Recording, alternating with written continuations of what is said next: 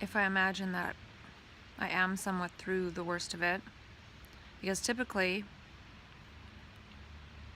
whether I'm out of the psych ward or in the psych ward, except that really bad stay when they tried to put me on long-term antipsychotics, it lasts about a week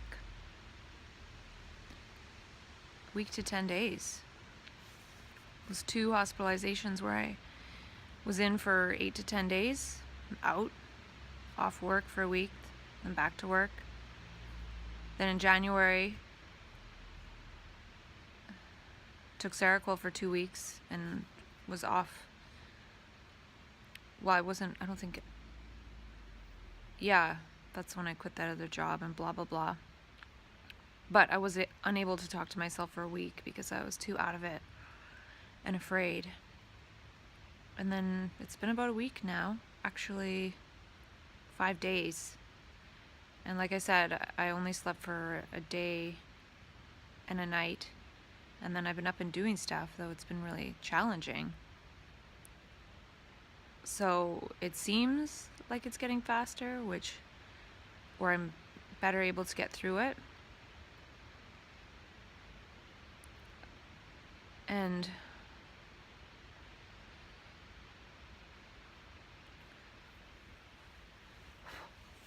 that's how it seems, at least. So if I am through it, it might be a good idea to switch back into healing mode a little bit. Before I started talking to myself, before I had my very first so-called relapse in February of 2015, after I tapered off my meds with the help of my doctor. Before that, I did a lot of things with the money I was making. I was working in a medical office. I did rolfing and colon hydrotherapy, and almost every dollar I spent besides food and rent was on contributing to my well-being somehow, in usually a pretty out there way. Not many people do a 10 series of rolfing or 6 series of colon hydrotherapy or take all these courses. And since that bad hospitalization in April 2016, I've shifted into this scarcity mentality, and I haven't been able to work as much because I fear whatever. But it's the type of work. I do need to get away from this mental health work, and I have 2 more weeks of it, and then maybe I need to take a break. I don't even know if right now is a good time to take the self-employment class. I'll try. Part of me wants to go to the island, but we'll see. If the universe lets me take the self-employment class, then it lets me.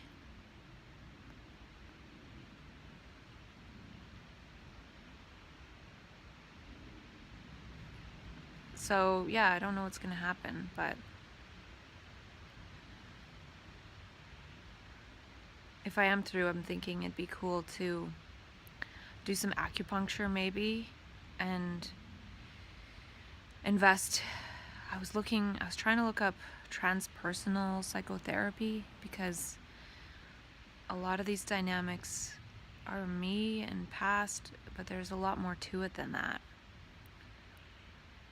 So it'd be cool to have somebody train in transpersonal stuff. And I might have found one guy that's not too far away, because that was the main thing, is not being too far away in terms of driving distance.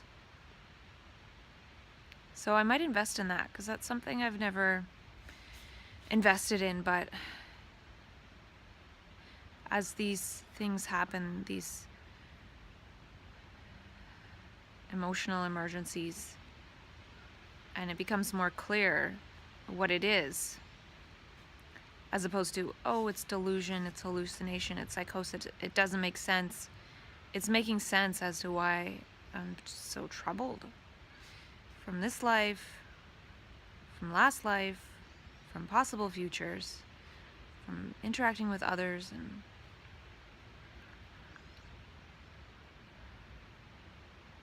also remembering that sometimes having an office job, smiling at people and saying hi is simple.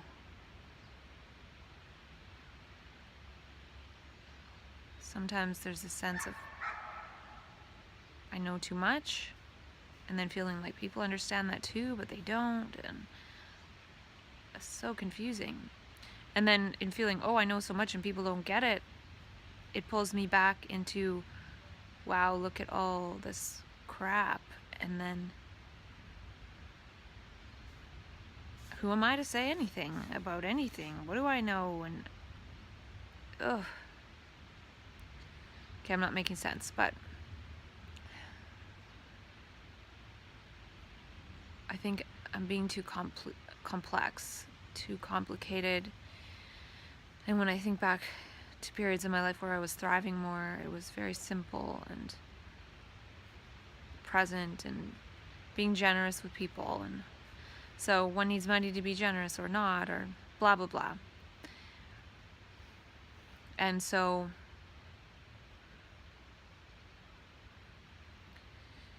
this relates to how I've been reading this book. I read it, and yeah, I'm going back to reading a bit and utilizing that to experience extraordinary minds, because I've been talking to myself a lot, and then I've lived my dream of California, tapering off meds, and I used to read a lot, and then I haven't in a long time. But the good thing about not drugging myself with Seroquel during the day is that I can still read, I can still do almost anything. Then there's the challenge of the subtle psychosis, if you want to call it that, for simplicity's sake. But I can still do everything else. And as opposed to not experiencing all that, sleeping it off, not being able to do anything, which I'm still open to doing if I need to knock myself out for a couple days to stop the process. If it hasn't slowed down by itself, then I will. But anyways, a couple more things for sure is this guy. I find his writing very good. Seth Godin. This book is excellent. It's very encouraging for what I am creating. And now I'm reading a book of his. Ooh, I'll have to find the title. I bought it because it was like $2 on Kindle. And then in his book, he mentioned another book he wrote called The Dip, which I'm going to buy on Kindle because it talks about knowing when to give up and knowing when to persevere through challenges. And this is a challenge, and I don't feel like I'm going to give up, and I don't think this is a failure. And I highlight kind of half the book, the Kindle book that I got. I find what he writes very pertinent to creating something, and he's talking about generosity and creating art and not worrying about the money side of it. And I'm not. I think I'm going to forget about that, even though I'm doing the business stuff, and not worry about what I'm going to get out of this or anything, because if I live through this, that will be the gift. That will be my present to myself, is living through this. Who cares about the money? God, sometimes I don't know if I'm going to make it till tomorrow. Whether that's a thought and a fear or an actuality, or fearing in those ways will create possible scenarios that could make that more actual. So the fear of fear becomes stronger, because the more fear there is there, the more it creates that. So I was afraid, and I sent a message to a friend, and then they called a helpline and the police got called. So it seems like my brain is trying to create these scenarios where the police might come and take me away to the psych ward or take me somewhere, and that's out of fear, which is part of thought. So negating that and being present with being in a park, yet knowing that anything could happen here right now, and that is partly based on the energy coming out of my brain. So it's so much responsibility, yet there, at the same time, there's nothing one can do. It's baffling. So anyways, I'm liking the reading and just sort of sitting and being, and it's encouraging my brain, and it's the same thing happening where I'm thinking something and it's there in the book after the fact. So the universe is still encouraging this somehow. And I was going to give up on getting the new iPhone, but I think it would be good to get it because this one is really slow and freezes, and I think I do want to keep this dialogue going, and that might be all I can do is this dialogue. And I created a lot. Like, I got a mailbox, and so that costs money, and I bought that private embed plugin, that costs money. So spending a lot of money, it's like I'm creating something and trying to learn how to do something that might not even be created for 10 years, or at the same time not knowing if I'm gonna make it for 10 years.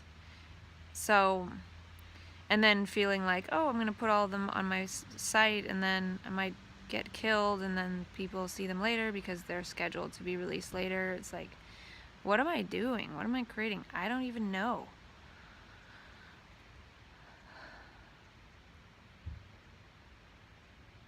And then reading about trauma and what that does to the brain, and it really correlates with everything that I'm experiencing.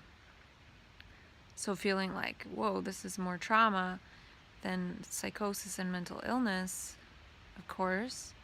But then, okay, if it's trauma, how do I get help when I don't have a lot of money? Or if I'm running around trying to fix that, then it's fear-based. And I do feel I need to resolve some of that. Otherwise it keeps derailing the other part. And then creating this and feeling like this could change things somewhat, but then it changes it to possibly make people feel a little bit more personally responsible, which the mental illness paradigm takes that away, which is a blessing sometimes. So that's part of what I was struggling with. It's like, oh my gosh, I don't have this I believe in mental illness thing to fall back on. And then it's like, wow, I did this all to myself, and I have to fix this myself, and how do I fix this myself? And then realizing I'm not a separate self, so others will help, but do they know how? And can I ask? And what do I ask for? And it's just so mind-boggling. And that's the theme right now. Boggled mind. But yeah, I'm gonna keep reading this guy and keep creating these videos and get the iPhone and da da da da da.